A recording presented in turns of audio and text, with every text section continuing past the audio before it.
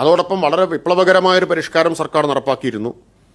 നഗരങ്ങളിൽ 300 ചതുരശ്ര മീറ്റർ വരെയുള്ള ലോ റിസ്ക് കെട്ടിടങ്ങൾക്ക് സെൽഫ് സർട്ടിഫിക്കേഷൻ്റെ അടിസ്ഥാനത്തിൽ തത്സമയം തന്നെ പെർമിറ്റ് അനുവദിക്കാൻ കഴിഞ്ഞ ഏപ്രിൽ 1 മുതൽ സംവിധാനമൊരുക്കി.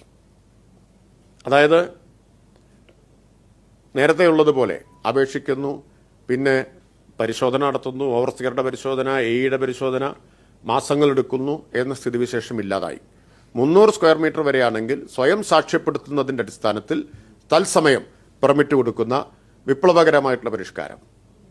പലപ്പോഴും ഈ പെർമിറ്റിലെ നടപടിക്രമങ്ങൾ, ഫിസിക്കൽ വെരിഫിക്കേഷൻ ഉൾപ്പെടെയുള്ള നടപടിക്രമങ്ങൾ അഴിമതിക്കിടയാക്കുന്നു എന്നുള്ള വലിയ ആക്ഷേപം വന്നിരുന്നു.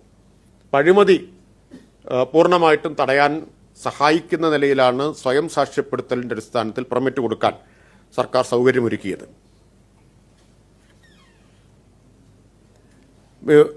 കെ സ്മാർട്ട് ജനുവരി 1 മുതൽ നടപ്പാക്കി.